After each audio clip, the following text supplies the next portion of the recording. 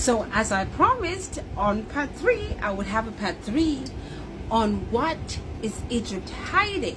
Okay, of course, I was motivated by the news reports about Egypt banning Dutch archaeologists from excavating on the Saqqara necropolis. All right, now, having said that, I did also show you that there are root words, okay, or core vocabulary that certain tribes or people don't change, and even if it changes, it just changes slightly in terms of accent, okay? And I did show you, based on ancient Egyptian scholars, that the word Mtu that is found among 450 Bantu speakers, which is really a Proto-Bantu core vocabulary, was the same vocabulary that was used in Egypt to show a person, right? And that was Ramut or Mutu. All right, so now moving on, like I had promised and had said I was going to show you, based on my tribe, okay, and migration patterns, my people said we migrated out of Egypt and we had to flee Egypt because we were enslaved by the red-skinned people or the red-clothed people.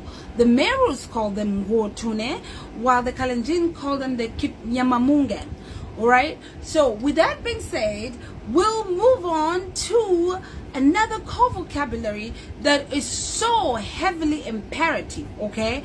And this word or this core vocabulary has everything to do with writing, mathematics, and divining. Remember, the ancient doctor was not only just a doctor like we see now, he was also a diviner, he was a physicist, he was also the astrologist. I don't know how to say that. So it all came in one package. So let's move over to the ancient Egyptian word, okay, that has to do with learning, and the word is Rika. So as you can see right here, we have the ancient Egyptian word, okay, represented by the consonants RKH or Rech, okay, just, you know, so we can have a, you know, a basic idea of how that word morphed and how it's still being used in Bantu languages today.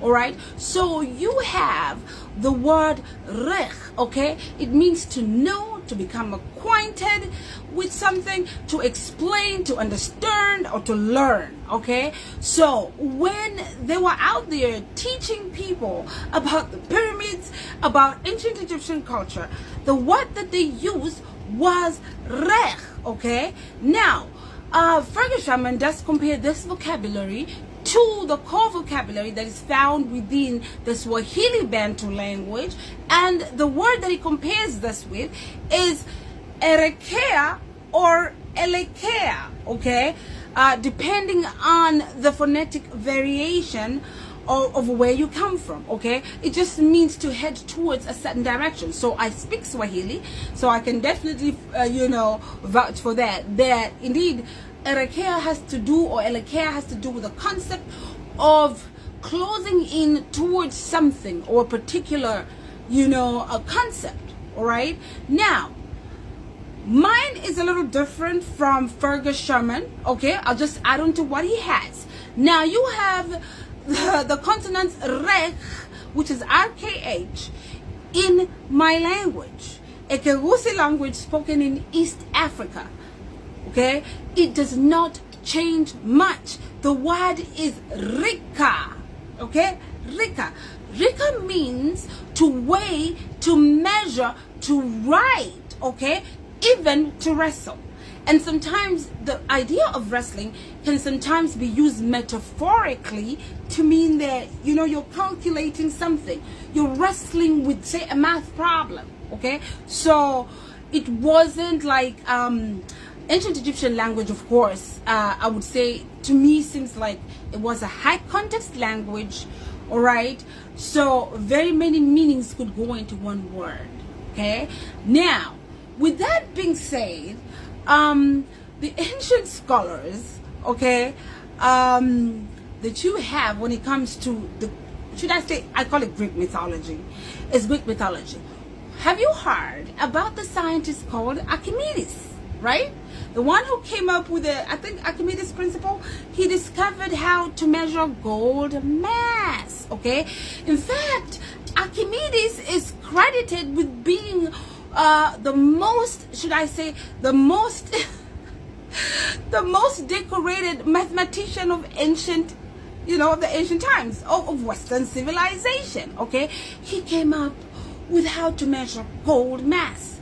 Well, I find this interesting because ancient Egyptians wore gold way before, Africa had gold, way before any of these outside races came in contact with gold, okay? Why? We gave birth to the world. We're the mothers, okay? You understand that? So you have Archimedes, so Archimedes being the great physicist, okay, and greatest mathematician of all times, according to Western ideology, okay, is the one who discovered how to measure gold mass. Yet, the forefathers of ancient Greece went to school in Africa. Where do you think they got the word Rika from? All right? Rika in Ekegusi just means to weigh, measure, calculate, right? Okay? You will also find a variation of this word in Hindu Sanskrit, which will have the phonetic variation of an L there. So as opposed to Rika, it's Lika. Lika means to write in Hindu Sanskrit. You will also find that Arabic has 6 forms of calligraphy, and one of its writing systems in terms of that calligraphy is called Rika with a Q, R-I-Q-A. All right? Now, I argue again, these words came from Africa. Definitely, they came from the melanated man. We give birth to the Arabs. The Arabs didn't give birth to us. All right? So, if there was anyone that influenced ancient Egyptian culture, it was the Africans. All right? And for some reason, they want nothing to do with Bantu. Why am I finding a word in my own language that refers to the word Rika? And it's not that different from ancient Egyptian language. Okay, we need to start asking ourselves these questions. So indeed what my ancestors said about our migration out of Egypt was not a lie. There is so many, should I say, co-vocabularies of Proto-Bantu words that you can find in ancient Egyptian. Why is it that they want nothing to do with the Bantu culture when it comes to ancient Egypt? Even though we told anthropologists that we migrated out of Misri. The Hebrew name for Misri or Egypt is Masr. Alright? So, a lot is going on and it's not even making that much sense. Now, and you have even Europeans talking about they discovered gold mass. So, just like I said, these descendants of invaders will claim, they will not hesitate to claim African knowledge as their own. Why do I have a root word for my tribe in ancient Egyptian? My tribe, I belong to the Bantu group of languages. Why is ancient Egyptian language Afro-Asiatic? I just have questions. Okay, coming up with part 3. I have more words for you. Stay tuned. Toodles.